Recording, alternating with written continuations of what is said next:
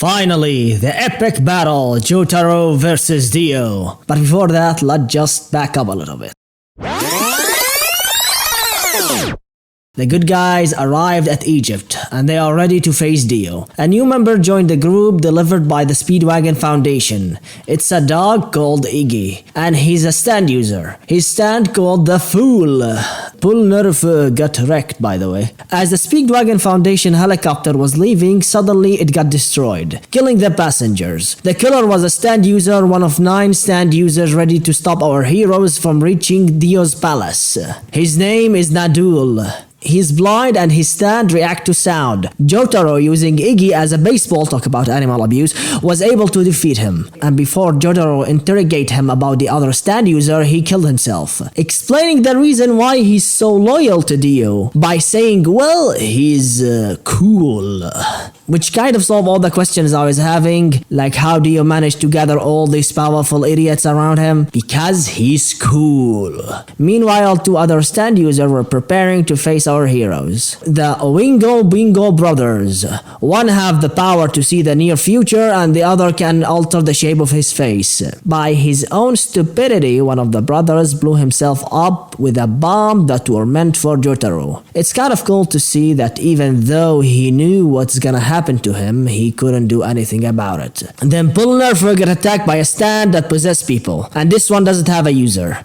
My precious. Pullnerfer and Jotaro teamed up and smashed it to pieces, but to their surprise, one of its pieces was able to possess a young boy. Iggy jumped in and made the boy trip, dropping the sword into the Nile River. Joseph and Abdul were struggling against a red-hooded girl that have a stand power of making people turn into magnets. This is not what it looked like. The 2 cornered her and defeated her. Meanwhile, Pullnerfer and Jotaro were fighting against a stand user who can reverse the age of whoever touches his shadow. Anyway, Jotaro proved even as a 7-year-old he's a freaking badass. He pummeled the living shit out of him. After that, the gang played a poker with a guy called Darby, who have a stand power of stealing people's soul if they lose to him. Kind of like the seal of Orichalcos in Yu-Gi-Oh! If you lose the duel, you lose your soul. Joseph tried first and he lost because Darby was cheating.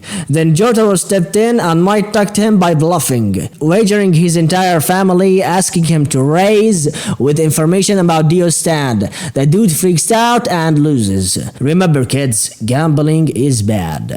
Whole Horse tried to kill Dio, however Dio was again cool to be killed. He ordered him to team up with the manga dude to kill our heroes, which kind of makes me wonder why not all the stand users team up against the good guys. I guess it's more plot convenient this way. And the 2 got demolished anyway. Then Iggy, yes, the dog, faced against an eagle guarding Dio's palace. I have no idea why I was really interested in this fight. The eagle have some sort of Sub-Zero-esque eye stand. After a while of an intense back and forth battle, Iggy was victorious. Yeah, get wrecked, bitch. Then Kakyoin got out of the hospital. Yeah, he was there after the fight with Nadul. And after a long search, the gang arrived on the palace. They got greeted by Darby's little brother, who is also a gambler. The group split into 2. Kakyoin, Joseph, and Jotaro faced against the gambler, the young Darby. They gambled their soul playing video games. Kakyoin played first and lost, then Jotaro played next. Pretty sure video games didn't look this way in the 80s. Jotaro was able to beat him by cheating with the help of Joseph, outsmarting his stand that can ask people soul questions and the answer can only be yes or no. He lost his mind because he couldn't know how Jotaro was cheating. Elsewhere, Pullnerfer faced a stand user that have the power to suck people in. Pun intended. Abdul died protecting Pullnerfer, and this time for real. The vampire need to be vulnerable for a moment before he can strike. So Pullnerfer took advantage of this and got a couple of shots on him. However, if it wasn't for Iggy's sacrifice, he would have not beat him. And finally, Dio arrived. And he was ready to face our heroes. His stand doesn't need introduction. Even if you don't watch the anime or read the manga, you heard of it somewhere before. His stand called Zawaldo. The sun was about to go down. The gang decided to leave the palace and split into two groups, Joseph and Kakyoin on one group and Polnareff and Jotaro on the other. The night has fallen. Dio followed them into the city. He faced Kakyoin first. Kakyoin thought he cornered Dio with his stand, and Dio was like, guess what? Zawaldo! Kakyoin died, but before his death he figured out the power of Dio's stand. It's the ability to stop time. It's time to stop! He sent a hint to Joseph by shooting a large clock. Joseph turned into a Spider-Man escaping from Dio. Anyway, Joseph figured out the hint that Kakyoin sent and he told it to Jotaro. However, Dio, Zawaldo, stopped time once again and threw the knife at Joseph.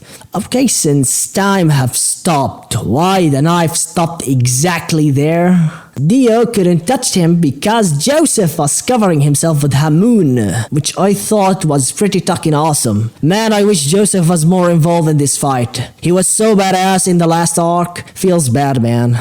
Anyway, Joseph died and the epic battle began, Jotaro versus Dio. Dio stopped time in order to finish up Jotaro, however to his surprise Jotaro was able to move for a couple of seconds. Apparently Star Platinum and Zawaldo have the same power. Despite that, Jotaro got stopped with a couple of knives, however he managed to survive because he stuffed his body with books. Polnareff tried to help but he got thrashed. Jotaro stopped his own heart just to get a surprise attack on Dio. Surprise, motherfucker! Dio got wrecked, but he was able to increase his power by sucking Joseph's blood. After an awesome back and forth battle, Jotaro destroyed the bitch and finally Dio is dead, or is he? Then Jotaro did a significant ass poll using www.asspolls.com/main character's power to bring back his grandfather to life by transforming some of Dio's blood into Joseph's body. I mean, we literally saw Joseph talking to him from the afterlife. Look man, I love Joseph, but if the writer didn't want him to die, then don't kill him off in the first place. Make him severely injured or something. I know this happens all the time in anime, movies and TV shows, but it is so annoying. I don't like killing off beloved characters, however to avoid any of the bullshit, don't make them seem dead in the first place. That being said, the fight was so epic. Next time, Diamond is unbreakable. Thanks for watching.